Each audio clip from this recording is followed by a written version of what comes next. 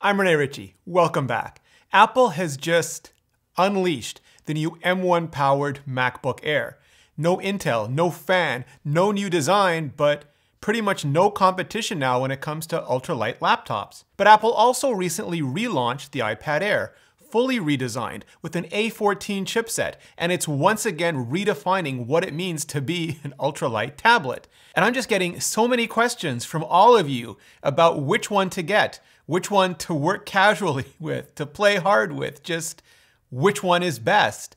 Well, hit that subscribe button and bell because I'm about to break it all down for you right now. Sponsored by Ting. Yes, I'm focusing on the Airs here because the new M1 MacBook Pro, the one that Apple just released, is the lowest end Pro. Lowest port, lowest memory, just the MacBook Pro Air, so to speak.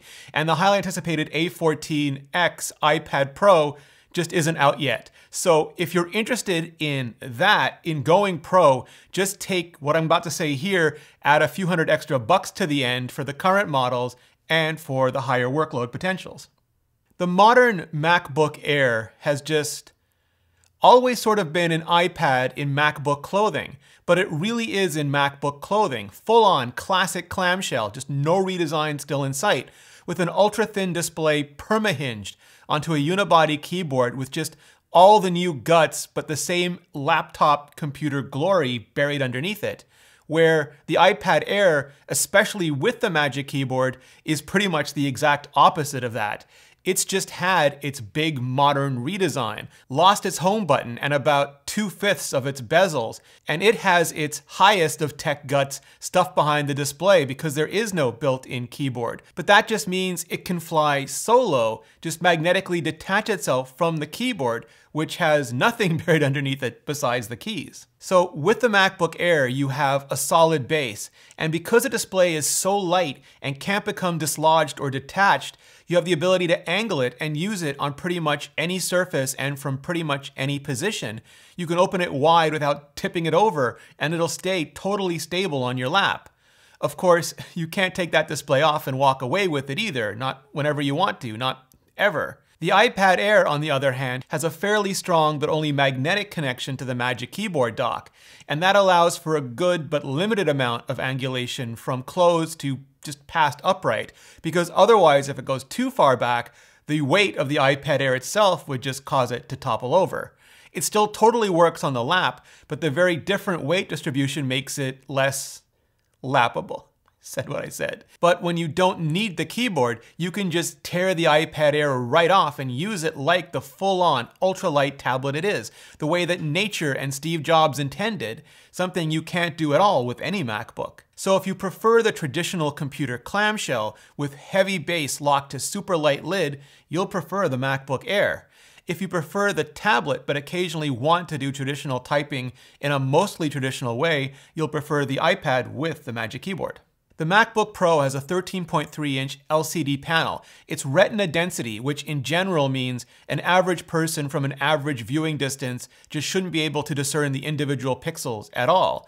In this case, it also specifically means 2560 by 1600 pixels at 227 pixels per inch at up to 60 Hz. It's bright at 400 nits, and has digital cinema P3 gamut, which means the color space is wide enough for richer reds and deeper greens. It also has True Tone, which means it can adjust to the color temperature of your environment for whites that don't look too blue or too yellow, but proper paper white. The iPad Air has a smaller 10.9-inch LCD panel. It's also retina density at 264 pixels per inch, so fewer pixels, but even higher density. It's also P3 wide gamut, but brighter at 500 nits, and also True Tone, and also 60 Hz. The MacBook Air display still has squared off corners and exactly the same amount of bezels as it's had since its reintroduction in 2018. The iPad Air now has rounded off corners and has had a good portion of its bezel taken away this year. There's not actually that much difference in terms of screen to bezel ratio, but the change on the iPad just feels more modern and more fresh, especially considering the 16-inch MacBook Pro went even more edge to edge last year already, but no such luck yet for the Air. The biggest difference in displays, though, is that the Mac just does not have any form of multi-touch or touch input at all. All of its touch was learned through the Force Touch trackpad, where the iPad was born to multi-touch. The MacBook Air also doesn't have the masterpiece that is the 16-inch MacBook Pro speakers or mics, but then the iPad Air doesn't have the similar masterpiece that is the iPad Pro speakers and mics. Instead, the iPad Air has two wide stereo speakers optimized for landscape viewing, with double speaker grills on each side, so you're less likely to just block one off with your hands while you're holding them. Likewise, the MacBook Air has two speakers, one on each side of the keyboard, and while they do wide stereo, they don't do the same kind of full-on virtual soundstage like the 16-inch MacBook Pro. Both also have beamforming microarrays, but not the studio quality systems Apple has introduced in the most recent Pros, iPad and iMac alike. So the speakers and the mics are basically a wash, but the MacBook Air still has its 3.5mm headphone jack, so you can plug in just whatever audio cables you like. The iPad Air lost its jack with the redesign, so it's USB-C external only for you. The MacBook Air does have two full power, full speed USB 4 ports, which are basically USB-C with the Thunderbolt 3 spec just built right in. So not only can you plug almost anything into it, you can run that anything up to the full capabilities and capacity of Thunderbolt. The iPad Air has one full but slower USB-C port and no Thunderbolt 3 since Apple just doesn't surface Thunderbolt lanes at all for the interconnect on the iPads. The Magic Keyboard dock does have a second USB-C port for power delivery, but not for data, since it transits through the smart connector, which doesn't have the same bandwidth as far as I can tell. So if you do need more and faster ports, you'll need the MacBook Air. The MacBook Air still has its single tiny 720p potato of a FaceTime camera mounted top and center. It's enhanced now by the M1 image signal processor, which is basically the A14 image signal processor from the iPhone 12, so it's the nicest 720p potato of FaceTime camera in the world right now, but it is still just 720p. The iPad Air, on the other hand, has an exponentially better 7-megapixel 1080p FaceTime camera, but it's tragically mounted on the side, at least when in landscape mode, like it is when docked to the Magic Keyboard or Smart Keyboard, which also makes it just way more awkward. On the back, the MacBook Pro has nothing and more nothing. Just the Apple logo. The iPad Air, on the other hand, has the logo and an iPhone 11 Junior style camera system with a 12-megapixel 4K wide angle, but with the iPhone 12 level image signal processor behind it. So it is pretty damn good, especially for an iPad, just no ultra-wide or LiDAR like the iPad Pro. So if you want or need cameras beyond your phone or a dedicated camera, you'll want or need to go with the iPad Air, even with that goofy angle when docked. Both the new MacBook Air and the new keyboard for the iPad Air are magic. At least that's Apple's brand name for the all-new, all-better return of the blessed scissor switch keyboard for existing Macs and the new iPad dock. On the MacBook Air, the Magic Keyboard is built right in, and I'll explain while I'm pointing that out in a scalding hot minute. And it has a few things the iPad version doesn't, like an escape key and newfangled media keys for things like Spotlight Search and Do Not Disturb. The iPad Air version attaches magnetically and has no dedicated escape key and no media keys, but does have a dedicated emoji key. So there. And it's also sold separately for $300. Yeah, $300. The MacBook Air trackpad is also much bigger, which some people legitimately dislike because of accidental touch events, but others love because of all the room for touch gestures. It's also Force Touch, which, like the late lamented 3D Touch on iPhones, means you can not only long press, but deep press. Not that it's always instinctive or broadly used in any way. The iPad Air trackpad isn't as big and is mechanical rather than taptic and virtual, like the one on the Mac. Of course, the iPad Air has that huge, totally touchable display either way. Also, the iPad Air has an optional Apple Pencil that attaches magnetically to the casing, charges inductively, and lets you do pretty much any drawing or handwriting you'd ever want to do, right on the display. The MacBook Air just doesn't support the Apple Pencil at all, same way it doesn't support touch input on the display, but it can copy over markup from any iPad with a pencil, even if just doing it directly on the iPad is often easier, simpler, and makes way more sense almost every time. So if you want a traditional computer experience with a big trackpad and a cursor that's precise because it needs to be, go with the MacBook Air. If you want more of an optional keyboard that extends the touch-first nature of the iPad only when you need it extended, by all means then go with the MacBook Air and the Magic Keyboard. Here's where it gets really new and really fun. The MacBook Air has just had a chipset transplant. Gone is the old, crappy Intel Y series CPU with integrated graphics. And here now is the new Apple M1, which is just jaw-droppingly fast and efficient, even and especially at low power. It's basically an A14, like the iPad Air and iPhone 12, but with 2 extra CPU performance cores for a total of 8, and up to 4 extra graphics cores for a potential total of 8, and some Mac-specific IP for things like Thunderbolt support, hypervisor acceleration, and Rosetta 2. The iPad Air, of course, has that A14 with those 6 and 4 CPU and GPU cores respectively. Both have the same Apple Neural Engine, ML accelerators, secure enclaves, storage controllers, and basically just all the silicon amenities. The battery life is also much closer than it's ever been before, with the iPad maintaining what Apple rates as that all-day 10 hours of battery life, and the MacBook Air with its equally efficient processor and much bigger battery now gets up to 17 hours of battery life under ideal circumstances, and around that same 10 hours of all-day battery life when you're doing just much more than watching videos on it. The big differences are all around capacity. The iPad Air only comes with 4 GB of memory. The MacBook Air starts at 8 GB and can go up to 16 GB.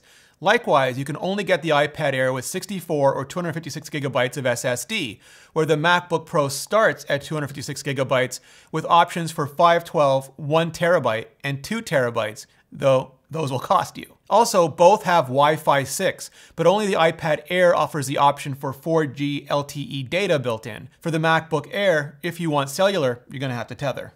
So if you're fine with standard A14 performance and capacity, you'll be fine with the iPad Air.